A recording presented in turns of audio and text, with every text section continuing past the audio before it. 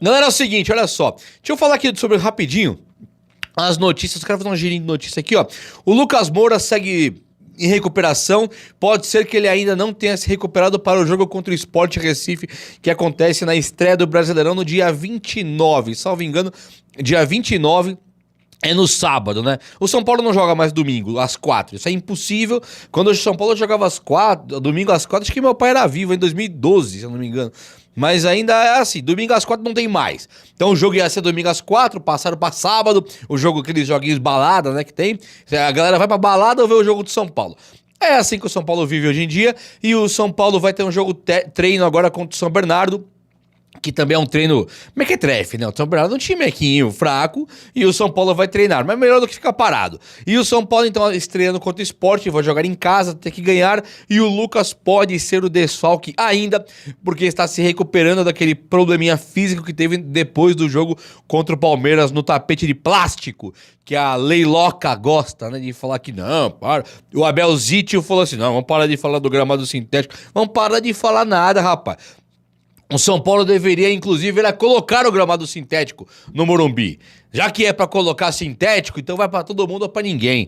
Os caras mudarem a história deles, Botafogo, Palmeiras, Atlético Paranaense, depois de colocar a artimanhazinha chamada gramado sintético, porque o São Paulo não pode então? Eu também sou saudosista e gosto do Morumbi do jeito que ele é, do jeitinho que ele sempre foi. Agora, já que dá certo, que ninguém consegue jogar contra o São Paulo no Morumbi, eu colocaria agora. E o Lucas segue nessa contusão, que eu não sei se tem a ver também com o gramado sintético de plástico lá do Porqueiras. E o Oscar, ele superou aí o planeta inteiro dos brasileiros em números de assistências, participações em gol e tal. Falei no vídeo de ontem, ele estava superando todo mundo, bate de frente com o Rafinha do Barcelona em alguns quesitos, tá? Mas depois disso, as chances criadas, assistências e coisa e tal, o cara, ele lidera o ranking, assim, quase que mundial dos brasileiros e que dão assistências e participações diretas em gol, grandes chances criadas pra gol e tal. O cara é monstruoso, o volante do São Paulo, o Oscar Emboaba, né? O volante do São Paulo, né? Não o técnico. Mas acho que ele é meia e deve ser meia agora voltando. O Alan Franco segue sem ter a renovação contratual feita ainda.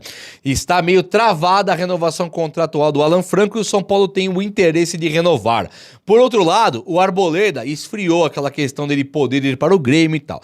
Não tem nada acontecendo disso nesse momento. O momento de agora é: o Grêmio falou que o Arboleda, coisa e tal, tinha muito a ver com o Ferreirinha. O Grêmio dizer que o Arboleda podia ir para lá e tal. O Grêmio tem a vontade, o Grêmio quer levar o Arboleda, mas o Arboleda segue sendo jogador do São Paulo e esse tem contrato, diferente do Alan Franco, que no final do ano o contrato vai vencer, a menos que o São Paulo faça a sua parte, vai lá e renove com o Alan Franco. Um jogador que a torcida do São Paulo não está querendo muito que fique no tricolor, foi falado também já, é o Igor Vinícius, e o contrato dele acaba no final do ano, muitos considerando que a trajetória Igor Vinícius tenha acabado no São Paulo Futebol Clube. Eu não considero dessa maneira, mas tudo bem. Gente, olha só. O Ferreirinha, que é um dos pivôs dessa discussão aí, Arboleda no Grêmio, o Ferreirinha, ele veio pro São Paulo lá do Grêmio e quando ele chegou no São Paulo, ele foi um dos melhores jogadores do São Paulo Futebol Clube. Ele competia, batia de frente com o Lucas Moura, quem que é melhor? Ferreirinha, Lucas Moura e tal, e o Ferreirinha jogou o fino da bola, enquanto o Thiago Carpini, que é um técnico razoável, vai ter muito futuro pela frente, estava no comando do São Paulo Futebol Clube. O Carpini conseguiu fazer o Ferreirinha jogar e o Ferreirinha se sagrou ali um dos artilheiros do Campeonato Paulista enquanto jogou até a sua contusão. Depois disso, o Ferreirinha desaparece do time, volta da contusão e agora não consegue mais se acertar e apareceram levantamentos agora que cravam que o Ferreirinha é um dos piores finalizadores do São Paulo. Quando o São Paulo não paga pro Grêmio, o Grêmio quer o Arboleda, tá? Mas o Grêmio, não tem saudade do Ferreirinha. Já aqui, eu não sei você, quando eu olho para um time de futebol, eu olho pro time do São Paulo, eu vejo a seguinte coisa: um time tem que ter um ponta que corre, tem que ter um meia que cria, tem que ter um meia atacante e um centroavante. 2 zagueiros, 2 laterais, 2 volantes. Depois disso, pode ter um terceiro zagueiro, pode ter um terceiro atacante, pode ter algumas variações, um meia criativo só sem meia atacante e tal. Muitas coisas podem acontecer para um time de futebol dar certo. A seleção brasileira, por exemplo, que eu acho que é patética hoje em dia, não tem meia. É 2 volantes criando no meio, 4 atacantes, 2 abertos, é uma coisa assim esquisita. O São Paulo caminhou muito para esse lado quando não tinha o Oscar ainda. E o Luciano fazia essa meia atacante aí, Ferreirinha, Lucas, era um deus nos acuda, né? Perdia pra todo mundo e tal. Ganha no Morumbi, perde fora. E o São Paulo continua dessa forma. Hoje, se você pensar no Ferreirinha e essa queda que ele teve de produção, essa queda de ritmo que o Ferreirinha teve, é algo muito triste, né, de pensar. Até porque o Ferreirinha, quando ele chega no São Paulo, ele demonstra que ele tem qualidade. E agora, ele aparecendo nos noticiários como um dos piores jogadores de finalização que tem é uma pena, eu vejo. Claro, chegou o Oscar, tem o Lucas, tem o Caleri, 3 zagueiros, o Ferreirinha faz pouca falta. Mas para mudar esse sistema de 3 zagueiros depois de 2 derrotas seguidas, é um estalo de dedo. Então o 3 zagueiros do São Paulo no 2025, neste ano aqui, eu não sei até que ponto vai conseguir um técnico sem resultados. O time do São Paulo, que é o time do planeta Terra praticamente grande, que menos chuta no gol, manter um terceiro zagueiro se faltarem resultados. Ah, pegou como chama lá, o Tadjeres lá em Córdoba. Aí perdeu um jogo lá, tá perdendo, o terceiro zagueiro sai rapidinho. Você sabe o que eu tô falando. E aí, o São Paulo tendo Oscar, Lucas e Caleri mais ou menos meio garantidos no time titular, sobra um outro espaço pro Luciano que entra, e tem também o Ferreirinha, que pode dar uma variação tática e uma velocidade com poder de drible muito maior do que o do Luciano. Então, eu tô torcendo muito pro Ferreirinha dar a volta por cima. Não gosto de ver que o Ferreirinha aparece agora como um dos jogadores piores possíveis em finalização, e tenho certeza que ele tem bola pra jogar no time do São Paulo, e acho que o São Paulo tem que olhar com ótimos olhos pro Ferreirinha. Você não acha, não? Eu também acho que sim. Meus amigos, o São Paulo tá fechando um contrato aí agora, a renovação com essa Superbet de praticamente bilhão, tá? Praticamente bilhão de real. Bilhões de reais, não. 1 bilhão de reais. O São Paulo, ele faz um contrato duradouro e que a renovação pode ter o São Paulo recebendo durante um ano aí 140 milhões no ano.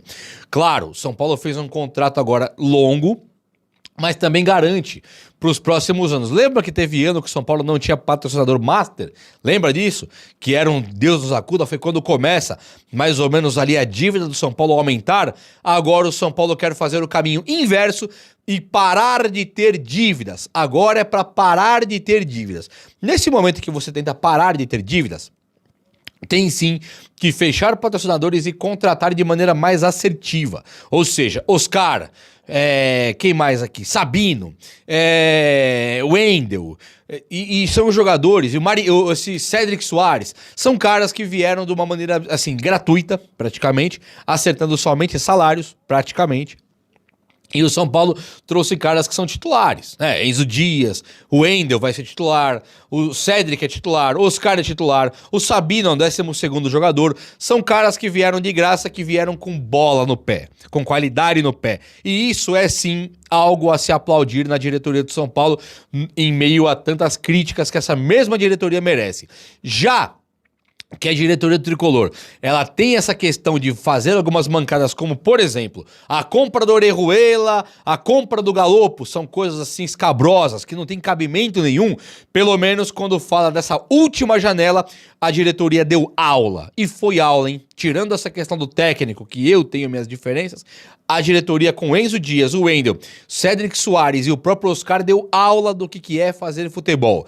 Ah, o Oscar quis voltar porque é o São Paulo. Verdade. Mas não dá pra tirar também o mérito de quem assinou o contrato com o Oscar, que é a diretoria do São Paulo com o São Paulo Futebol Clube. São Paulo é grande demais para jogadores assim quererem vir pra cá. Sim, fato. Mas foi esse Júlio Casares que assinou. Não dá pra criticar também. Assinou, a diretoria de futebol trouxe e beleza. Então o São Paulo caminha legal agora para poder amortizar essa dívida. Além de amortizar a dívida com esse tipo de patrocínio, de bilhão que fez com a Superbet, O Júlio Casares deu uma entrevista falando que o Evangelos Marinakis está perto de próximo. Tá para assinar um contrato. Eles estão na fase de contrato, onde estão analisando os últimos pormenores do contrato, as letras miúdas ali, né, para não ter nenhum problema, mas que o Evangelos Marinakis sim vai fechar com São Paulo. E aí você que tá olhando nos meus olhos agora, você fala assim, mas João, para um pouquinho. 1 bilhão. Super bad. 600 milhões, Marinakis, 1 bilhão e 600. A dívida que gira na casa de 1 bilhãozinho ali para menos. Janela modesta de contratações e caras que vieram de graça. Premiações e mais premiações de jogadores vendidos e campeonatos que o São Paulo vai avançando. Fora isso, nós temos também a Libra, nós temos também o FIDIC, tudo isso que vai levando o São Paulo para um caminho de amortizar de fato as dívidas. Então eu acredito que se a diretoria do São Paulo fizer isso, realmente, essa fechada legal com a Superbet, mais o Evangelos Marinakis e parar de fazer contratações que nem Freud explica, que nem Einstein explica. O que é isso de Orejuela e Galopo? O que foi isso, sabe? O que foi um dia o Raniel e o Pablo, né? O que foram esses caras? Se parar com isso, essa diretoria do São Paulo ela tem a condição de entrar para a história da diretoria que sanou as dívidas, ganhou uma Copa do Brasil, um Paulista e carrega o São Paulo agora com um time excelente. Não sei se tem técnico, acredito que não, mas tem um time excelente que pode bater de frente com qualquer um. É top ou não é? Por falar nisso, de contratações inacreditáveis, o São Paulo tem o Juan Tressoldi aí do Sassuolo, que pode ser um cara assim, uma das contratações mais ridículas da história do São Paulo, se custar na casa dos 25 milhões, sendo que ele é reserva já. Já está garantido que o Juan Tressoldi é reserva do Ferrarese, do Arboleda, do Alan Franco e também do próprio Sabino, que é reserva também. Dito isso, não pode o São Paulo pagar 25 milhões. E a mesma coisa se aplica pro menino Marcos Antônio. O Marcos Antônio é um jogador que é da Lazio, tá? Ele é jovem, ele é promissor, ele pode dar super certo, né? Pode, tudo isso pode. Mas espera um pouquinho. Nós não torcemos aqui hoje pro Real Madrid, que está legal no caixa, tá bem equilibradinho, vai pôr o Marcos Antônio porque amanhã pode precisar. Nós temos uma emergência de dar certo hoje. Hoje o São Paulo tem que dar certo. Então pensar em contratar o Marcos Antônio da Lazio, você tem que colocar na balança e pensar no porquê também. Ah, o Marcos Antônio é meu titular absoluto, é imprescindível, é o meu novo Hernanes. Tá bom, então vai lá e contrata, paga o que for e contrate, beleza. Se fosse o caso do Lucas Moura, 26 milhões pagar na Lazio, o São Paulo estaria assim, puta, mas 26 milhões eu não tenho. Não foi assim com o lateralzinho que era lá